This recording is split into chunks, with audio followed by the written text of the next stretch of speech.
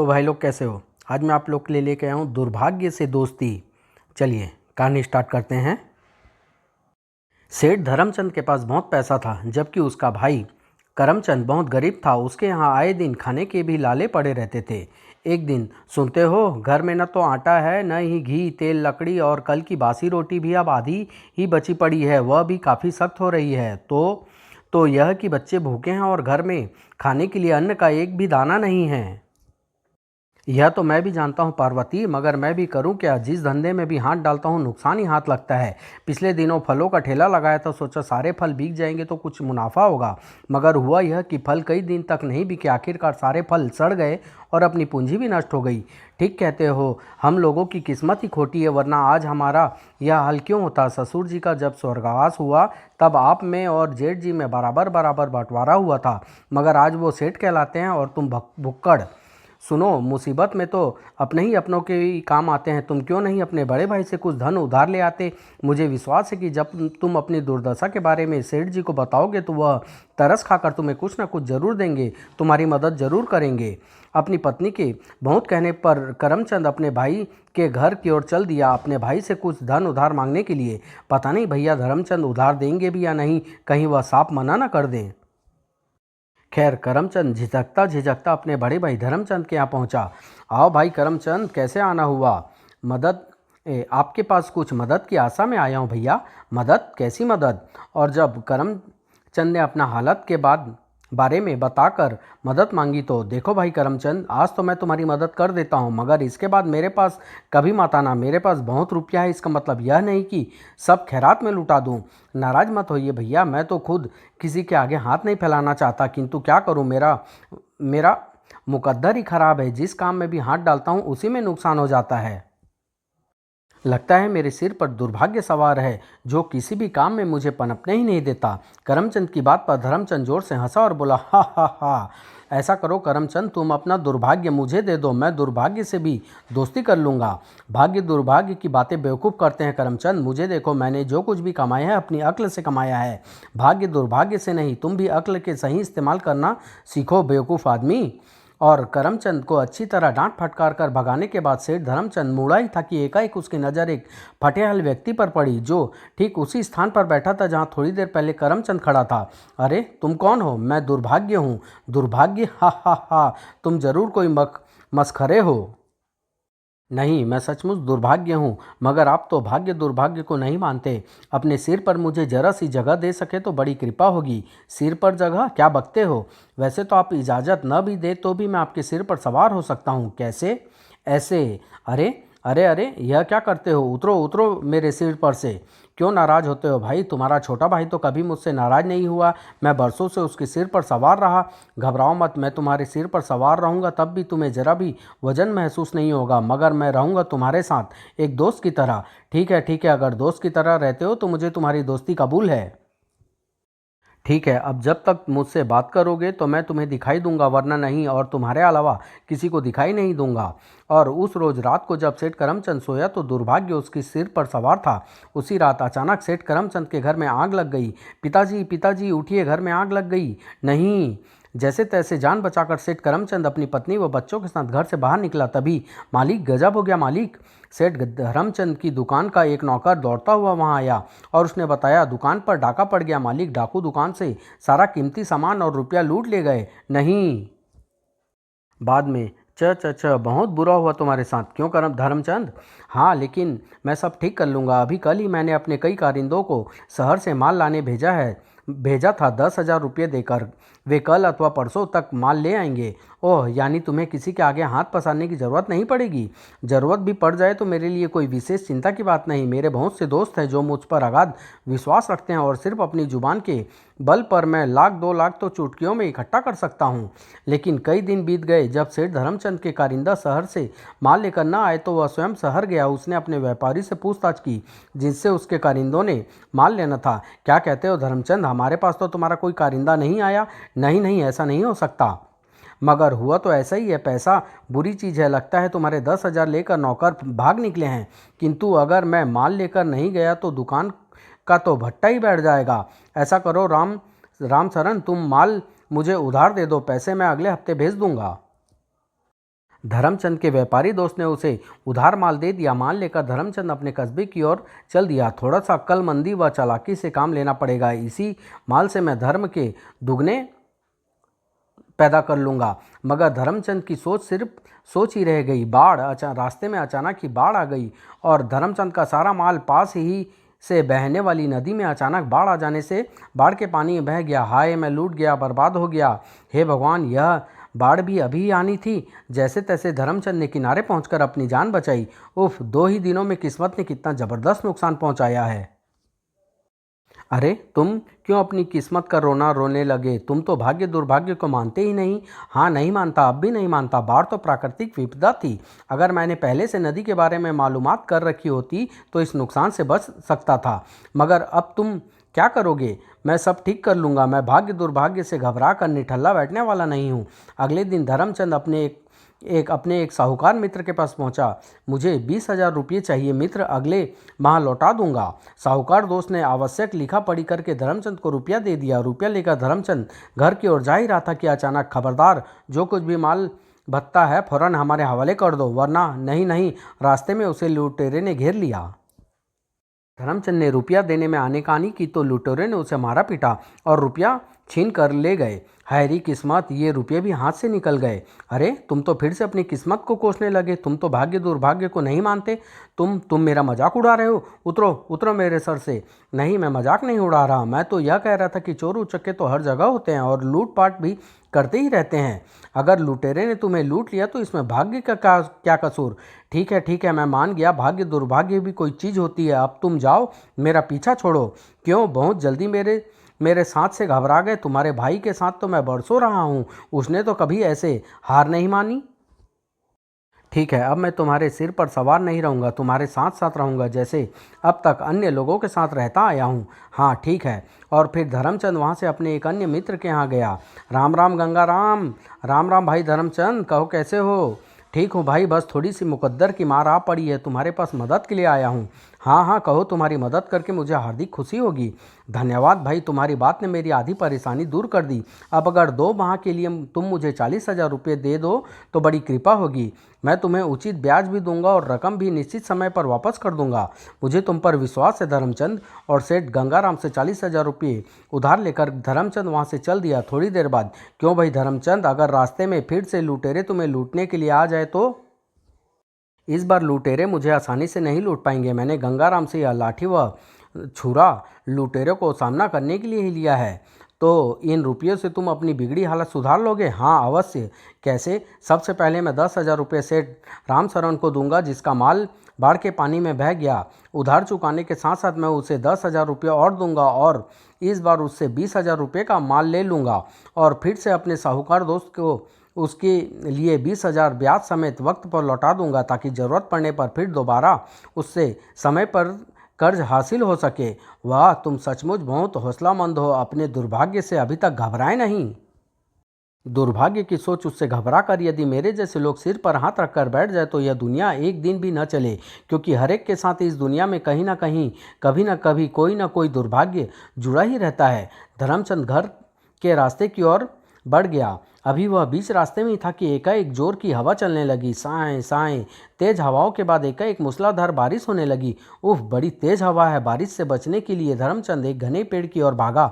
उसने पेड़ के नीचे शरण ली। उस पेड़ की एक शाखा से एक विषधर सांप लटक रहा था, जिस पर धर्मचंद की नजर न पड़ी थी, और सांप ने धर्मचंद को डस लिया। फुस, हाय!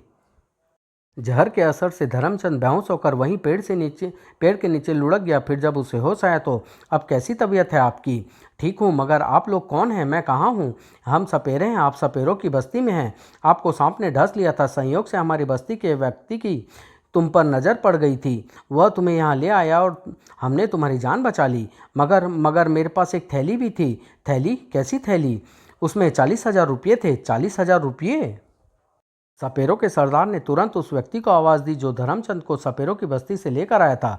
सकुरा, आया सरदार। सकुरा सरदार के सामने आया। क्या है सरदार? इस आदमी के पास रुपयों से भरी एक थैली थी, वह कहाँ है? मुझे नहीं मालूम सरदार, मैंने तो जब इसे बेहोश देखा इसके पास कुछ भी नहीं था। तभी हा हा हा, धर्मचंद की नज़र उसके निकट खड़े दुर्भाग्य पर पड़ी जो हंस रहा था। तुम हंस क्यों रहे हो? इस बात पर कि तुम्हारे रुपये तो इस आदमी ने तुम्हें यहाँ लाने से पहले ही एक बदमाश ले उड़ा था, वही तुम्हारी लाठी व छुरा ले गया है। इस बेचारे पर तो तुम बेकार ही शक कर रहे हो, तो तुमने उसे रोका क्यों नहीं? मैं भला उसे क्यों रोकता? मैं तो तुम्हारा दुर्भाग्य हूँ, किंतु तुम मेरे दोस्त हो। हाँ, दोस्त तो हूँ मैं तुम्हारा, किंतु मैं जिसके साथ भी दोस्ती करता हूँ उसका कभी भला नहीं करता। तो फिर मुझे तुम्हारी दोस्ती कबूल नहीं, फौरन मेरा साथ छोड़कर भाग जाओ। ऐसे तो मैं भागने वाला नहीं, तुम ही मुझे भगाने का कोई उपाय करो। मेरा तो जब तक बस चलेगा तुम्हारे साथ ही रहूँगा। तभी यह आप किससे बात कर रहे हैं? यहाँ तो हम लोगों के अलावा कोई भी नहीं है मगर मेरा दुर्भाग्य है इसलिए तुम लोगों को दिखाई नहीं दे सकता। मैं आपकी बात समझा नहीं, मैं समझा भी नहीं सकता, किंतु एक बात ज़रूर कहूँगा सरदार, तुम्हारा आदमी साकुरा बहुत अच्छा इंसान है, किंतु मेरे पास उसे इनाम देने के लिए कुछ नहीं है। अभी आप कह रहे थे कि आपके पास 40,000 रुपये थे जो साकुरा ने निकाल लिए। रुपये तो मेरे पास थे, किंतु उन्हें साकुरा ने नहीं निकाला, यह मुझे मालूम हो गया है। मालूम हो गया है? कैसे मालूम? कैसे? आप तो बेहोश थे। यह मत पूछो सरदार, और हो सके तो मेरा यहाँ से जाने का बंदोबस्त कर दो, तुम्हारी बड़ी कृपा होगी। सपेरा सरदार ने अपने एक आदमी को धर्मचंद की बस्ती से बाहर तक छोड़कर आने के लिए उसके साथ कर दिया। फिर धर्मचंद वापस अपने घर की ओर चल दिया। घर घर तो जल गया था, उसकी जगह धर्मचंद ने जैसे तैसे जंगल के पास एक झोपड़ी खड़ी कर ली थी। रुपया का कुछ बंदोबस्त हुआ।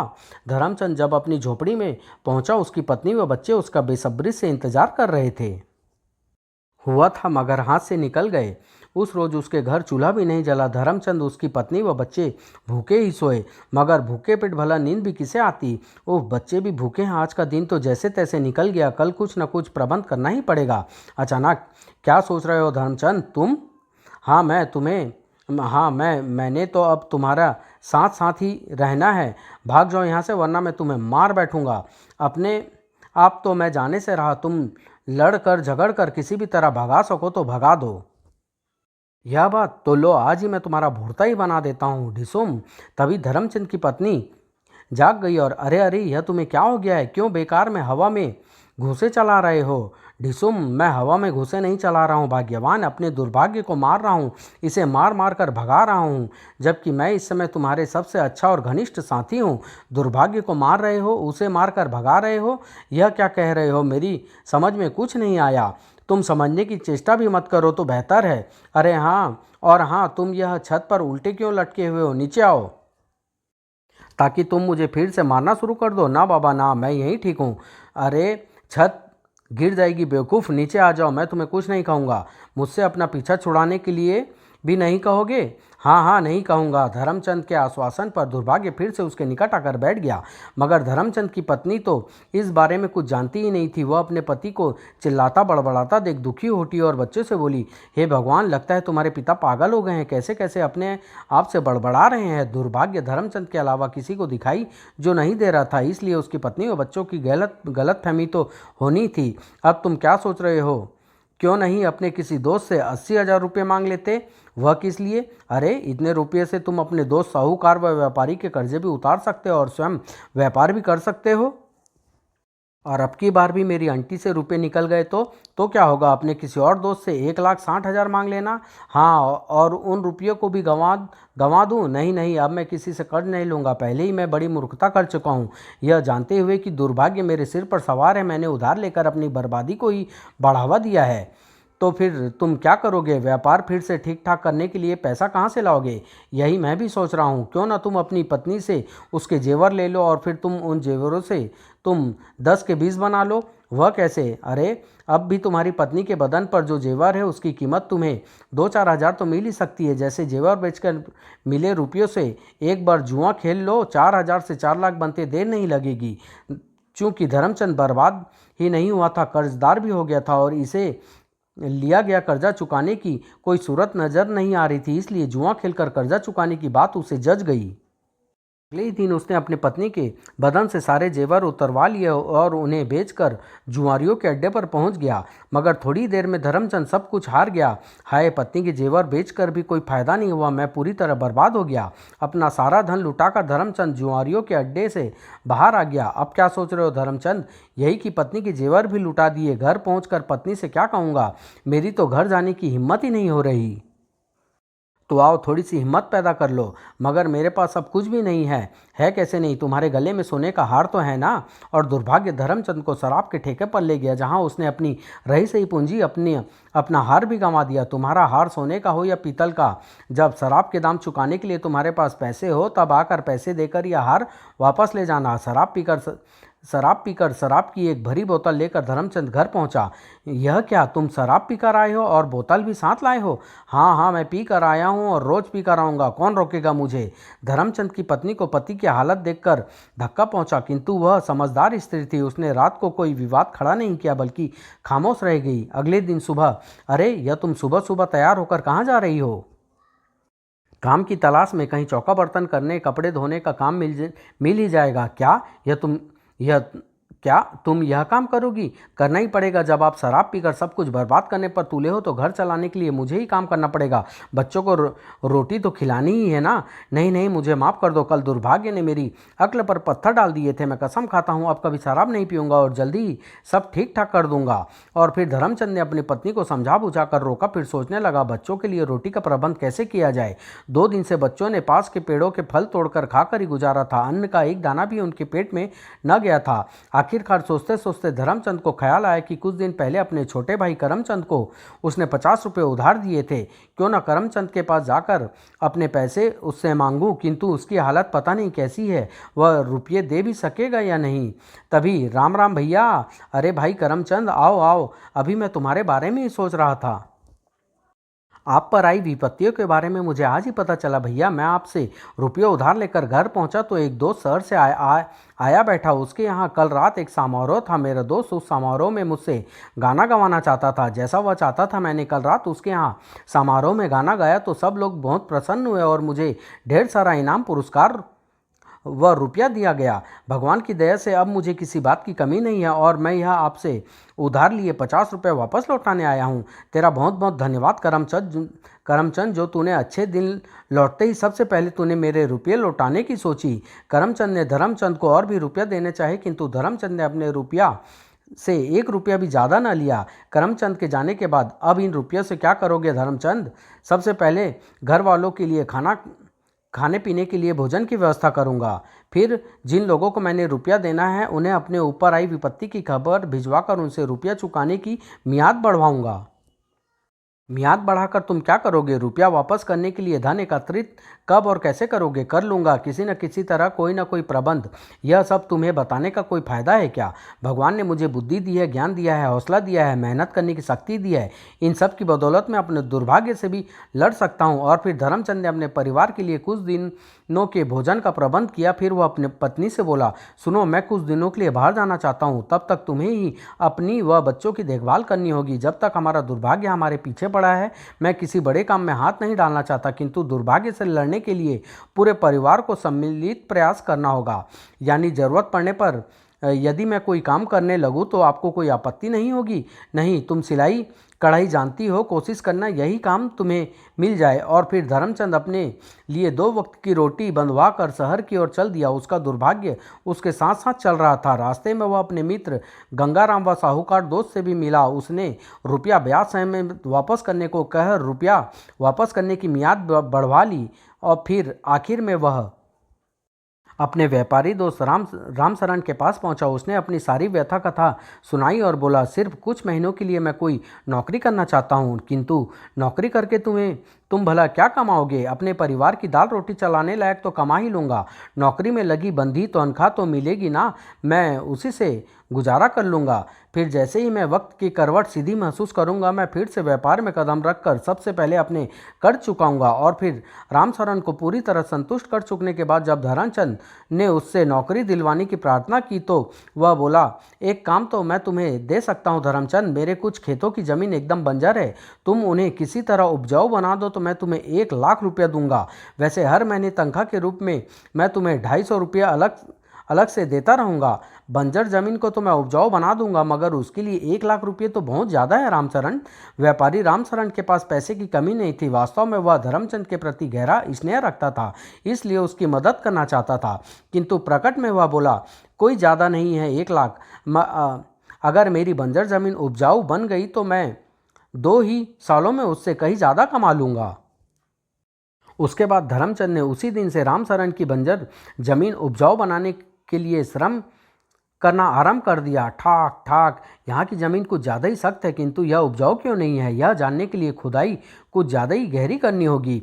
इस इलाके के चारों ओर की ज़मीन बेहद उपजाऊ है, इस लिहाज से यहाँ की ज़मीन को भी उपजाऊ होना चाहिए था। कई दिनों तक जी तोड़ मेहनत करके धर्मचंद बंजर खेत की खुदाई करता रहा। उसने बहुत गहरा गड्ढा खोद डाला। चढ़ने उतरने के लिए गड्ढे की दीवार में ढलान बनाकर वह गड्ढे में उतर कर भी खुदाई करता रहा। फिर एक दिन, यह कैसी आवाज़ें, लगता है इस जमीन में किसी धातु की खान है, टन। और फिर धर्मचंद ने मिट्टी हटाकर देखा तो सोना। धर्मचंद भागकर रामचरण के पास पहुंचा और, रामचरण, तुम्हारे बंजर खेत में वास्तव में सोने की खान है क्या? रामचरण को विश्वास नहीं हुआ। वह धर्मचंद के साथ स्वयं अपने खेत पर पहुंचा तो उसने पाया कि धर्मचंद की बात बिल्कुल सच्ची है। वाह धर्मचंद, तुमने तो मुझे माला माल कर दिया। मैं तो सिर्फ तुम्हारी मदद करने के लिए तुम्हें 1 लाख देने के लिए कह गया था, किंतु किसी ने ठीक कहा है, जो दूसरों की मदद करते हैं भगवान उनकी मदद करता है। अब तो 1 लाख क्या, मैं तुम्हें 10 लाख भी दे दूं तो कम है मित्र। फिर रामचरण व धर्मचंद जब खुदे हुए गड्ढे से बाहर आए तो धर्मचंद को एक स्थान पर अपना दुर्भाग्य बुरी तरह जख्मी हालत में पड़ा दिखाई दिया। अरे तुम यहाँ कैसे पड़े हो दुर्भाग्य, क्या हो गया है तुम्हें? मेरे हाथ पांव जख्मी हो गए हैं, अब मैं तुम्हारे साथ साथ चल फिर नहीं सकता। मगर यह सब हुआ कैसे, किसने मारा तुम्हें? किसी ने नहीं, किंतु मैं हर पल तुम्हारे साथ साथ था ना। अतः जब तुम फावड़े चलाकर खुदाई कर रहे थे मैं जख्मी होता चला गया। तुम्हारी मेहनत के फावड़े ने मुझे इस कदर अपाहिज कर दिया है कि मैं तुम्हारे साथ खड़ा भी नहीं हो सकता। तुम्हारी बुद्धि, बल, हिम्मत व हौसले ने मुझे परास्त कर दिया है धर्मचंद। अब मैं तुम्हारे साथ नहीं रह सकता। कहने के साथ ही धर्मचंद का दुर्भाग्य उसकी आंखों से ओझल हो गया। तभी उसके व्यापारी मित्र रामचरण ने उससे पूछा, किससे बात कर रहे हो धर्मचंद? कुछ नहीं, यूं ही पिछले दिनों दुर्भाग्य से जो विपदाएं आ पड़ी थी उन्हीं का ख्याल कर रहा था, उन्हें ही याद कर रहा था। हाँ, अच्छे दिन आ जाए तो बुरे दिनों को भूलना तो नहीं चाहिए, किंतु तुम उन्हें भूलकर फिर से अपने अच्छे दिनों के निर्माण में लग जाओ। और फिर रामचरण ने ढेर सारा धन लेकर बहुत सारे सामान के साथ धर्मचंद को विदा किया। कुछ ही दिनों में धर्मचंद की हालत पहले से भी बहुत अच्छी हो गई। उसने अपना बहुत शानदार मकान बनवाया और व्यापार भी काफ़ी बढ़ा लिया, किंतु अब वह किसी गरीब का मजाक नहीं उड़ाता था। भाग्य दुर्भाग्य का रोना रोने वालों की खिल्ली नहीं उड़ाता था, बल्कि उनसे कहता था, भाई मेरे, भाग्य दुर्भाग्य बड़ी चीज़ है, किंतु मनुष्य को अपने दुर्भाग्य से घबरा कर हिम्मत नहीं हारनी चाहिए, बल्कि डट कर दुर्भाग्य का मुकाबला करना चाहिए। तभी दुर्भाग्य से मुक्ति पाई जा सकती है। याद रखो, मेहनती आदमी से दुर्भाग्य कभी भी ज़्यादा देर तक नहीं लड़ सकता। मेहनती आदमी से दुर्भाग्य को हार माननी ही पड़ती है। मेहनती आदमी से दुर्भाग्य कभी नहीं जीत सकता। समाप्त।